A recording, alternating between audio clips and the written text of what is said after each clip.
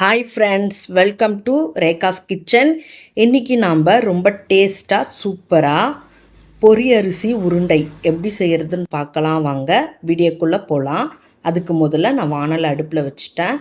வானலில் ஒரு கப் அளவு அரிசி போட்டுக்க போகிறேன். அரிசி போட்டு நம்ம நல்லா வறுத்துக்கணும். வறுத்துக்கிட்டே வரணும். ரொம்ப ஹை ஃப்ளேமில் வச்சு வறுக்கக்கூடாது. பொறுமையாக லோ ஃப்ளேமில் வச்சு வறுத்துக்கிட்டே வாங்க.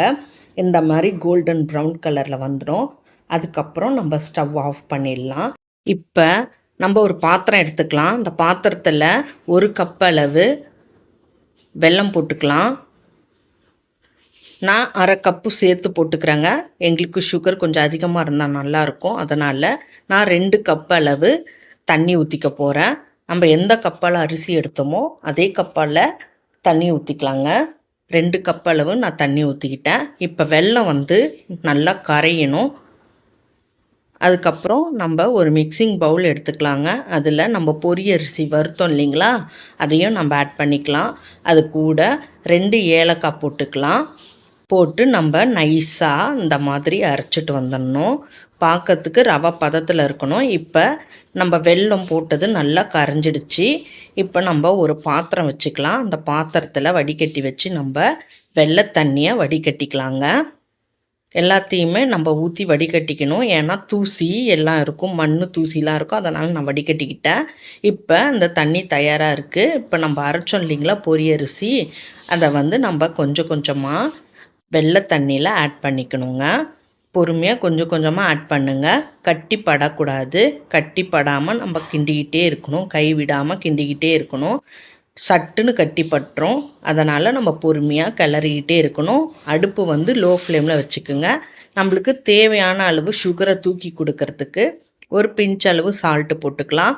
சால்ட்டு போட்டு நம்ம நல்லா கலந்து விட்டுக்கிட்டே இருக்கணும். இந்த மாதிரி கட்டியாக வருங்க.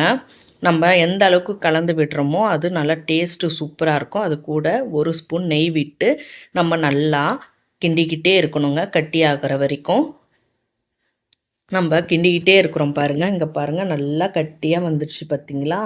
தண்ணிலாம் நல்லா வற்றிடுச்சு, நல்லா கட்டியாகவும் வந்துடுச்சு. இப்போ நம்ம இதை 10 நிமிஷம் ஆற விட்டுடலாம். நல்லா ஆறிடுச்சு பாருங்கள். நான் மறுபடியும் கரண்டியை வச்சு நல்லா கிண்டி விட்டுட்டு கை பொறுக்கிற சூட்டில் நம்ம உருண்டை பிடிச்சிக்கலாங்க. நான் இந்த அளவுக்கு நல்லா ஷேப்பாக உருண்டை பிடிச்சி எடுக்கணும். இங்கே பாருங்கள், நான் உடனே பிடிச்சிட்டேன் பாருங்கள். இப்போ நான் தேங்காய் துருவல் வச்சுருக்கேங்க, 1/4 கப்பு. அந்த தேங்காய் துருவலில் நம்ம போட்டு உருட்டி எடுத்துக்கலாம். நல்லா கோட்டிங் கொடுக்கணும் மேலே ஃபுல்லாக. இங்கே பாருங்கள் எவ்வளோ சூப்பராக இருக்குது பார்த்திங்களா. கோட்டிங் கொடுத்து எவ்வளோ அருமையாக எடுத்து வச்சுருக்கேன் பாருங்கள். இப்போ நம்ம ஒரு பிளேட்டில் மாற்றி வச்சுக்கலாங்க. நான் எல்லாத்தையுமே அதே போல் செஞ்சு நான் பிளேட்டில் மாற்றி வச்சுட்டேன். இங்கே பாருங்கள் எவ்வளோ சூப்பராக அருமையாக இருக்குது பார்த்திங்களா. பொரி அரிசி உருண்டை நம்ம தேங்காயில் கோட் பண்ணி எடுத்து வச்சுருக்கோம். இது சாப்பிட்றதுக்கு அவ்வளோ டேஸ்ட்டாக சூப்பராக இருக்குங்க. அதே போல் குழந்தைங்களும் விரும்பி சாப்பிடுவாங்க. இந்தமாரி ஈவினிங்கில் அவங்க ஏதாச்சும் ஸ்நாக்ஸ் வேணும்னு கேட்டாங்கன்னா இந்த மாதிரி நீங்கள் செஞ்சு கொடுக்கலாம். வீட்டில் உள்ள பொருளை வச்சு அவ்வளோ அருமையாக இருக்கும். டேஸ்ட்டும் சூப்பராக இருக்கும். இந்த வீடியோ உங்களுக்கு பிடிச்சிருந்தால் லைக் பண்ணுங்கள், ஷேர் பண்ணுங்கள், கமெண்ட் பண்ணுங்கள். மறக்காமல் சப்ஸ்கிரைப் பண்ணுங்கள். தேங்க்யூ ஃபார் வாட்சிங்.